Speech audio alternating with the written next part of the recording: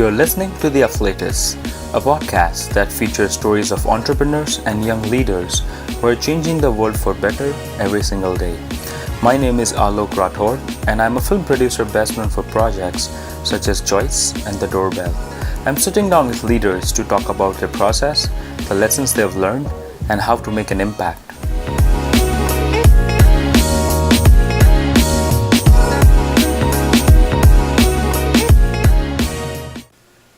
In this episode, James talks about the value of being resourceful, the importance of building a community, and a unique approach towards human resources. This is part one of the episode. Welcome to the show, James. Thank you very much. Thanks for having me. Great. So, what's your story? My story, I guess, it starts when I was probably around 10 or 12. I was cast as Tom Sawyer in a school play, and after that, I was asked to audition for some professional children's theater in Dallas. And so I just kind of like fell into acting. I did that for a while, but in high school, you know, acting was never really something I thought of to go into as a career. So in high school, I kind of went more of an engineering route and kind of did drama on the side. Initially wanted to be a fighter pilot. Was told I was too tall, even though that ended up being false. So anyway, I kind of floated around. I had no idea what I wanted to do. I spent about 2 years at community college just to kind of like figure things out. I decided, okay, this seems to be what the universe is telling me to do, I guess. But I decided to go ahead and learn kind of all aspects. And so I went to film school at SMU. When I was done with that, moved out to LA and pursued a career in entertainment for the next 10 or so years. That's great. And I have been relatively new to the filmmaking profession. You're the person that I look up to in the sense there's always any doubt or question or suggestion that I'm looking for. I think of reaching out to you first before doing anything else. I appreciate that. That experience definitely comes in handy. I mean, at least to me when you are suggesting all the solutions. So thank you. Yeah, absolutely. How did your education play a role in helping you develop a career? Yeah, well, okay. So, I mean, the crux of it was already there in that, I kind of fell back into acting at community college. I happened to go to a community college in Dallas called Quad C, Collin County Community College, that was actually very well known for its drama program. It had a great drama program. So I took some acting classes just kind of as easy credits. And again, the teachers there asked me to audition for a show again. So in that regard, it kind of got me back into it. Once I went to SMU has excellent academics for the film program. But at least at the time that I was there, they didn't have a lot of equipment. There just wasn't as much of a focus. The school itself wasn't putting much of a focus on the whole department, the department as a whole. They put most of their focus on their theater and their dance. And I mean, they even gave one of our studios to the dance department, even though the dance department didn't need a fully, soundproof studio. But that's beside the point. What it did do was it made us, all of us, very resourceful. We came out of that school learning things that I feel like other people in film schools with, just an easy. It's called the cage, the thing that holds all the equipment. The cage that with an easy process that has a lot of equipment. We actually had to go out and rent from professional rental houses and get production insurance and all this crazy stuff as a result. So we learned how to deal with some of the more mundane and kind of make the best of what we had, and the academics were top notch. So they say kind of like, what's the difference between somebody above the line and below the line? And for those who don't know, that's basically what's the difference between a, producer, director, someone like that versus a grip and a gaffer. And that's the academics. Do you know what semiotics is? Stuff like that. And so we had top-notch academics and the practical stuff, it was a blessing in disguise. We had to be very resourceful, and we had good teachers that kind of taught us how to be resourceful. So, everybody that came from my class and around my class that has come out here, they've all done very, very well for themselves. And I think they're known for their quality, cost-effective quality work. I've never been to a film school, but then I always wish that, at some point I might take courses or classes that kind of give me a framework that I can follow, or like, an approach on which I can continue to build, because uh, filmmaking for me kind of just happened when I was happy doing supply and demand curves at Harvard University. Once I felt that, okay, it could be a possibility, and like, then it's when I felt that, okay, if I'm really going to do this, then I need to learn as much as I can. Yeah. So, like, as soon as you could imagine that, without going to a film school, you learn as much as you can from the sets, from the people, from the experiences. And I can imagine, like, all the things that you must have gone through in terms of getting an insurance and being resourceful, because that's kind of like what I'm doing on my every other project. So that's a good education to have, by the way. Lack of resources sometimes teaches you more than the resources itself. And so I feel that, okay, I kind of feel like that sort of common connection between us, that, okay, wow, yeah, like he understands, like, not only the process from an academic perspective, but also in terms of like what it takes to get it done. um, Mm-hmm. I think that's just like, that awareness, or like that happiness of having those shared experiences is, I think, more valuable than just knowing like the terminology.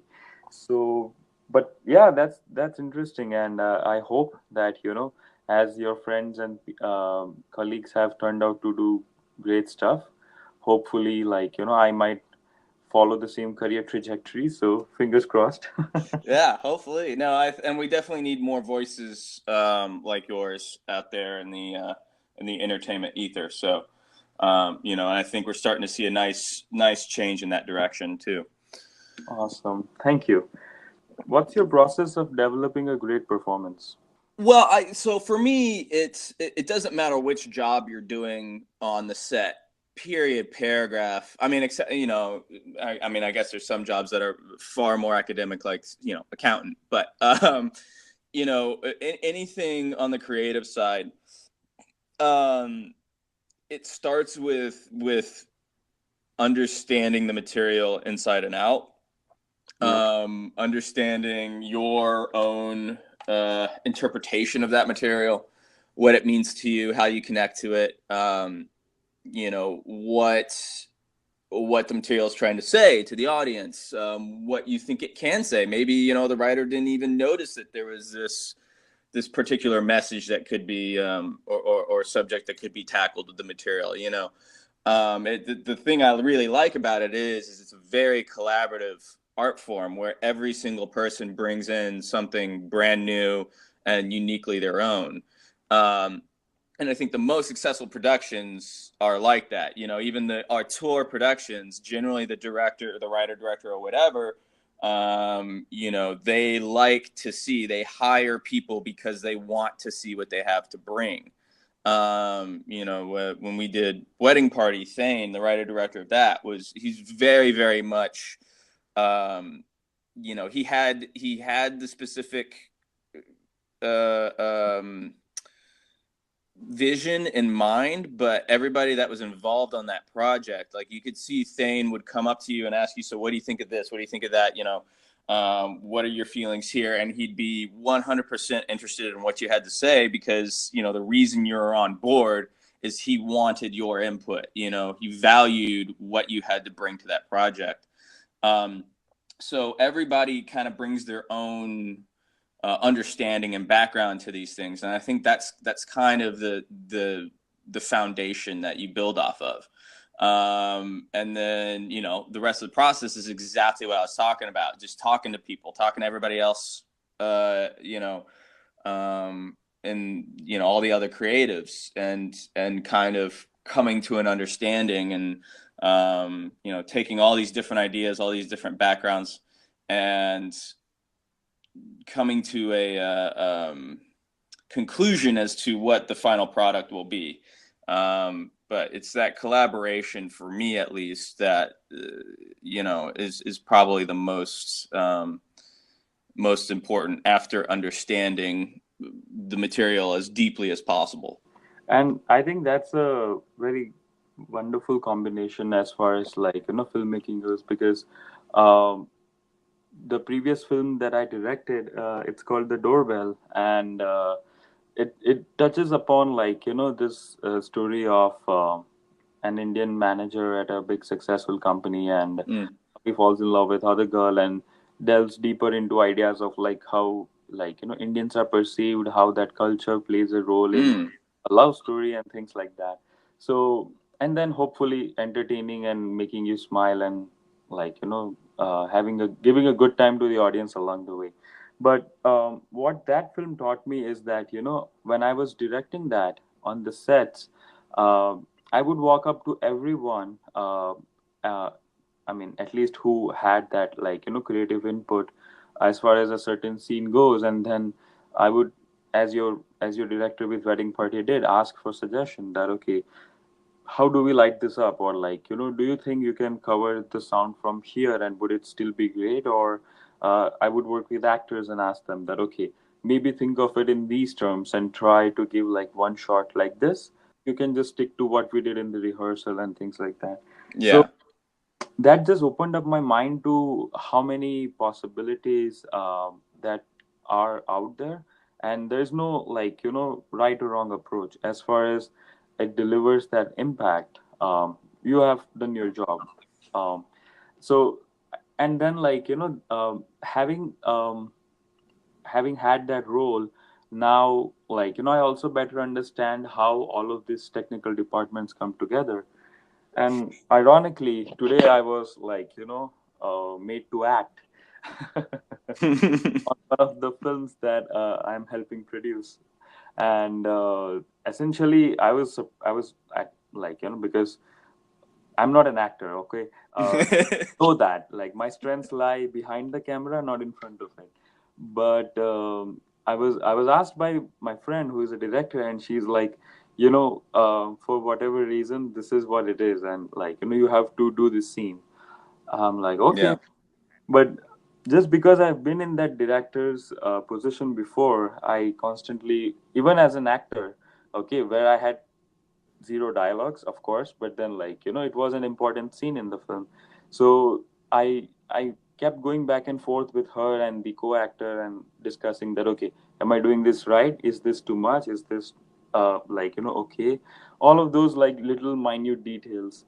So as I say that, every time I face the camera, I walk away with newfound respect for actors who make it look so easy, because it's not easy, trust me. Yeah. So No, no, it's not. I mean, you know, like I said, I grew up doing it to some extent, and just kind of fell into it. And, you know, I was never, I mean, anything I do, I do kind of like dive into wholeheartedly. And so when I was pursuing acting, I was, you know, right in the thick of it, but it wasn't something you know, it was like if I didn't do it, I'd die. And I later found out, you know, kind of what you're talking about is that it has to be something like where you feel like if you don't act today, you're gonna die. Because it's difficult in that regard, and it's difficult. It's just also a difficult life in general. I think a lot of people don't realize that, especially getting started. But yeah, I mean, it's not easy. You know, you realize you got all eyes on you. And you know, I remember doing Criminal Minds, which was my, you know, one big thing that I did. I had like 2 half days and a table read on it. But I remember sitting there thinking, like, okay, there's 2 cameras on me. There's at least, you know, 3 of the show's stars here. This shot is costing them what, like $200,000-$300,000 a pop? You know, like, I don't know, something along those lines. Maybe not that much, but you know, then you're all of a sudden you're sitting there going like, oh no, like holy crap, and I gotta pretend like my father's dead. Yeah, it can actually be a little stressful if you're not a certain kind of person. And you know, I ultimately kind of found out, first of all, it's also a little too passive for me. I don't like waiting for the phone to ring. I like to, you know, try to make stuff happen instead. And oddly enough, like until you get to a certain point too, you're very limited in the other kind of jobs you can kind of take in the industry, because people either they only look at you as an actor. You can't really be an assistant because, you know, they're afraid that you're just trying to be an assistant to you know, or to get a gig as an actor, or that you're going to run away for an audition or something. But for me, it was always just something else that I could do that, you know, was part of my tool case, my freelancer tool case, you know. But yeah, I mean, it ultimately was something that I decided it wasn't for me. And I mean, you kind of hit the nail on the head. It's a little bit, it can be a little bit nerve wracking. Yeah, and I felt that today, like, thank God I didn't have dialogues, because then, like, the delivery would have come into the play, and, like, how I Yeah. say the enunciation. So that's like it would have opened up like a whole new set of skills that I need to have, Yeah. but which I don't, and, like, that's why I'm aware of. No, But I mean the key is really actually relaxing. Is just being relaxed and being yourself as much as possible on camera. And you know, that's what the training is all about. When people train to act, is they're training to kind of stay relaxed, and to be relaxed and natural while putting themselves in a state that is completely false. You know, you try to kind of, you know, it's pretending for a living, so it can be fun. Like a lot of people have a lot of fun doing it, and I had fun doing it, you know, when when when it's not something that I'm trying to do for a living. You know what I mean? Because it's just pretending for a living. You know, you're just pretending, and somebody's paying you to do it. But at the same time, sometimes it's like, oh, okay, if you're doing it right, um, you know, for you, whatever is happening is pretty real at that moment. And so let's say, you know, you've got a scene where, you know, someone you love dies, and it's like, okay, we got to shoot this 15, 20 times, all different ways, all different angles. So someone you love is dying 20 times in a, you know, 12-hour day. yeah. Um, it's a little masochistic, you know? It is, but yeah, these are all, like, amazing tips, and I sincerely appreciate that you are sharing this with me, because not only will the listeners get an insight into the process, but me personally, like, um, has, like, understood this process even better. So uh, I hope that it improves my films and my the quality overall quality of my projects going ahead. Absolutely. How has the people around you, like your friends and family, inspired or influenced you?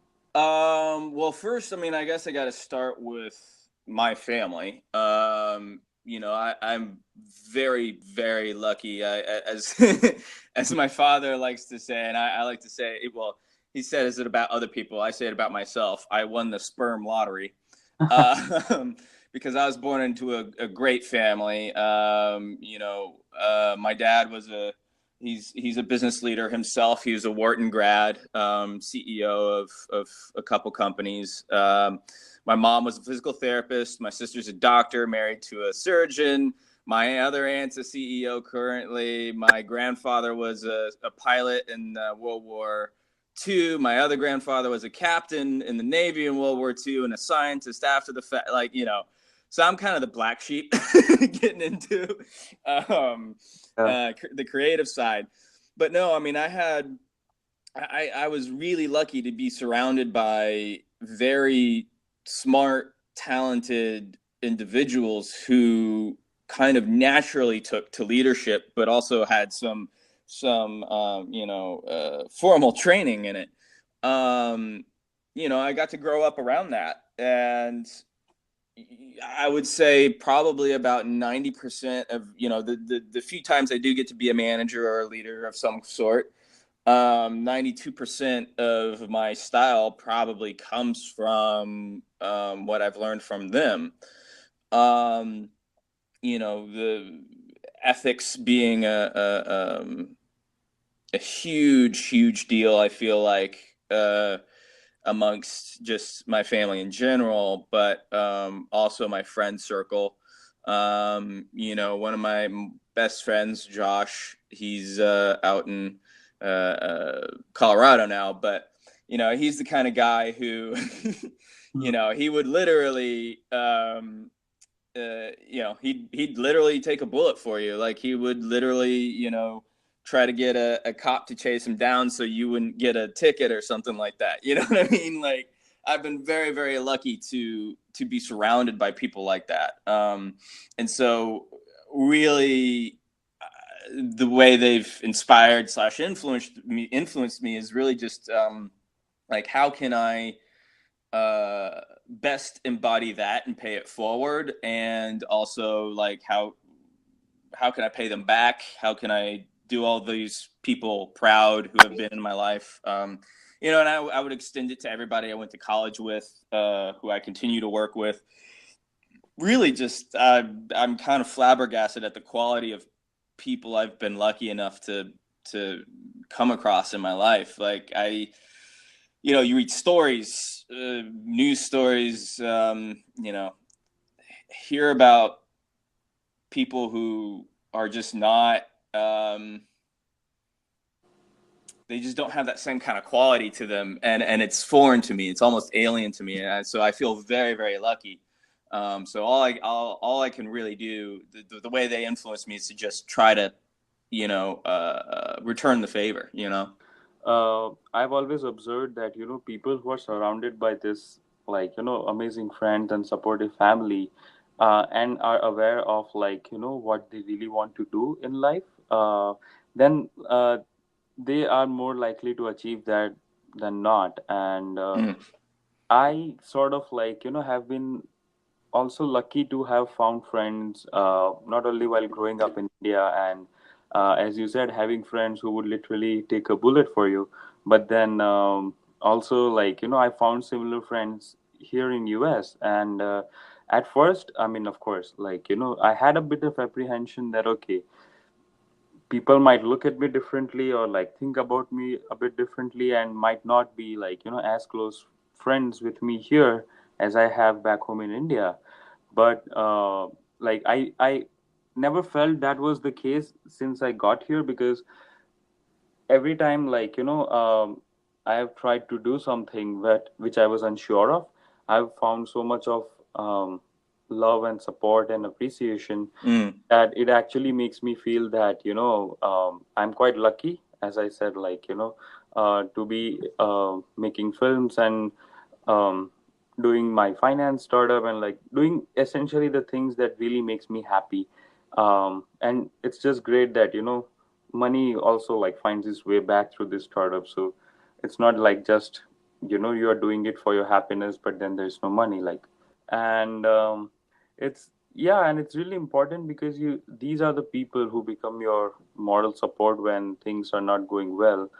And so for me, it's like I come from a completely opposite background than yours, because while your parents were like such big achievers in terms of the conventional sense of Yeah. education, leadership, my parents, on the other hand, were like not as educated, in the sense that I mean, to give you an idea, I'm the first guy in past three generations to go to college. Oh, So wow. to Congrats. think about it from those terms, that I mean, these people were successful in their own right, as in I'm a third generation entrepreneur, but then I'm the first one to go to college. So Yeah. these people manage to survive on their own without any proper business or any high level training in terms of gaining skills.